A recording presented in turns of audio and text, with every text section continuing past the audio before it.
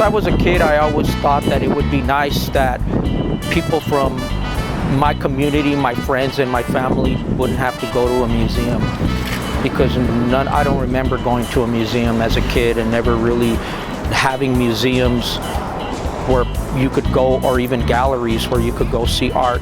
So basically in the 1960s, when I moved into this community, there were no visual art on the streets, nothing. It was just either a sign, or we had the theater up the street, but there was nothing really letting people know when they drive through the community what kind of people live in that community. So it seemed like a cool thing to, when I was in, 18, 19 years old, I says, well, City Terrace needs some murals. We need some paintings.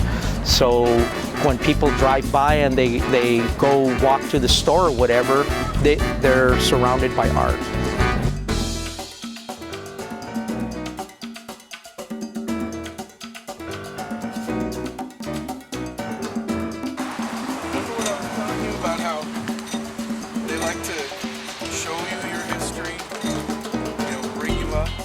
On the other hand, it doesn't have to be, it just has to move you, okay? It's not supposed to necessarily tell you what to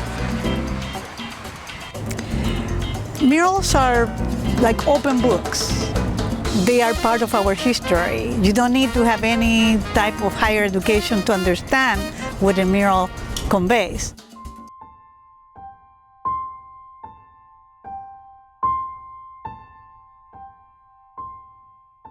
Those murals started off as a kind of a religious thing, showing things like Our Lady of Guadalupe's paintings, Jesus Christ on this cross, and a lot of very important religious things, okay?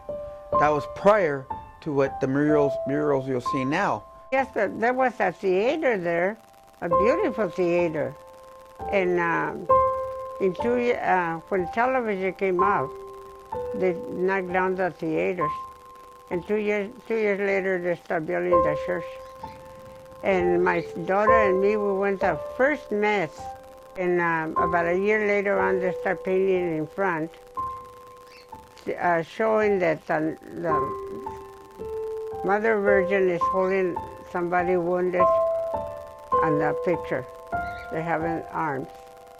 And there's another one that's holding, I think it's a virgin, that's holding another, like a child. That was painted too for the same reason. And they have another one inside the church too. Seeing the virgin holding the patient, that give them ideas, that probably put something in their mind. The murals that we're painting at the church right here in this City Terrace neighborhood are by George Yepes.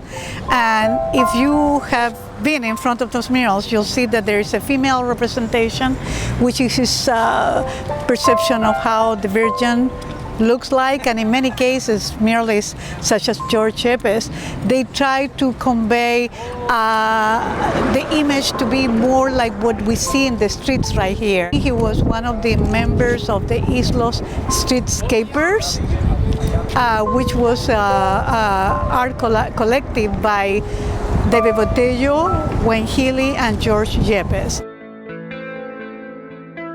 There is a very important muralist here. You're very lucky. In this very neighborhood, you have Willie Herron III. When I was studying to be an art historian, I knew about Willie Herron, and I was impressed with not only with him as a person, because he began writing history in the late 60s and 70s in the city. He was part of the ASCO group, that it was a very avant-garde group of artists that wrote history here. But then I learned about the murals that he was creating, and he has a lot of murals in this particular neighborhood.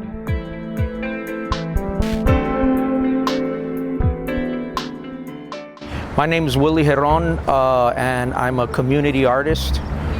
Basically, I spend most of my time painting public murals that are representative of the community the murals are located in. Actually, I'm self-taught. I really don't have any formal training or formal education as a painter, as an artist. I've always just done it since I was a kid and just kind of never let that dream disappear. As I got older, I just got more and more into it and became just more and more serious about just being an artist and being recognized for my public art. I am a barber here. I've been here since 1988. William, and I know him as Willie, was well known. I noticed there were a lot of murals, and they said it was to help the community and to keep the graffiti down and for the people to have pride. In 1975, they had sold the building, and nobody from the community really didn't know they were selling the building. There was no sign. So when the guy that bought the building ordered the mural in the alley to be painted out, because he was repainting the whole building, I stopped the painters and I just told them, you can't paint this mural out, it doesn't belong to you. So they walked me in and introduced me to the owner, and the owner said, why do you paint your artwork in the alleys when that's not a place for your beautiful art to be seen, that nobody gets to see them? And I go, well, I paint it in the alleys for the people that walk through the alleys. I don't paint it for the people that drive down the main streets. It's for the people that use the alleys. Well, you know, your work's really beautiful. Why don't you paint me a mural on the front of my building so everybody could see your artwork? And so that's how this commission came about. He wanted the mural to be about the plight of Miguel Hidalgo, who was originally a priest from Spain that led the revolution of the Indians in Mexico to fight against the rule of Spain, because the owner kind of wanted to call it Mercado Farmacia Hidalgo. It was originally a pharmacy when he purchased it, and now it's a Mercado, so they changed the name to Mercado Hidalgo, which is now a market.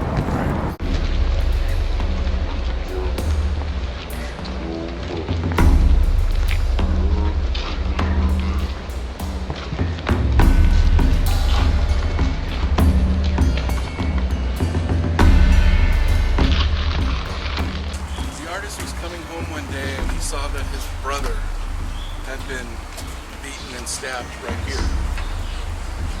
And so he came back and he did this piece. The gangs came in and changed things. You couldn't walk down the sidewalks at night because this side of the sidewalk was one gang, this side of the sidewalk was another gang. One night I was walking home from my girlfriend's house, and nice sweater, he's wearing a t-shirt. I touched him, confrontation happened. It was a fight right there, him and I, nobody else, and I had him until he shot me right here. I don't know if he shot me. This, I haven't told this to too many people. That's a bullet wound in the middle of the night. Well, there is one, I think is like the screaming wall, or somebody screaming out of the wall. That's very catchy. You know, you could walk by, you see it right away. Originally, the idea came to me while I was walking home from the hospital, like at 2 o'clock in the morning. I had my little sketch pad and all that, so as I passed the church, I was just sketching these different ideas that I had and feeling just pretty messed up by seeing my brother like that. So when I got here, I knocked on the back door, and my aunt was working, that's the back of the bakery, so I knocked on the door, and then she already knew what had happened. So I said, I got this idea for a painting, can I paint the painting on the wall? I had a couple of the friends that were kind of hanging out with me once I was here at 1 in the morning. They went home and they got flashlights, and they brought the flashlights, and while I was painting, I was saying, shine it over here, shine it over there, and in the morning when the sun came up, I was signing it. So I painted this piece through the night, and it was to really protest gang warfare, to protest the concept of revenge. I showed the two brothers, you know, looking at each other in despair with their clenched fists, and then my grandmother, that's represented by her praying and having faith that things will eventually get better for everybody. And the person on top was actually symbolic of my brother with all the ice pick wounds on his body. So this wall is the original color it was when I painted it in the 70s. I didn't paint it out, I didn't prep the wall, I left the wall the color it was. It was all graffitied. I painted around graffiti that was there from the 30s, probably Pachucos, and because there was a lot of tagging, but I thought it was just awesome to paint around it and allow the mural and the wall to continue to represent the community. I would like to say thank you to Lorena Villegas and City Terrace Library, and to the people who are filming this and the students, because this is what we're all about at the Mural Conservancy. We're about educating, because our youth is so important to us that they learn about our muralists such as Willie Herron. So once you learn the history, we hope that you help us to protect these murals, that the murals are not tagged.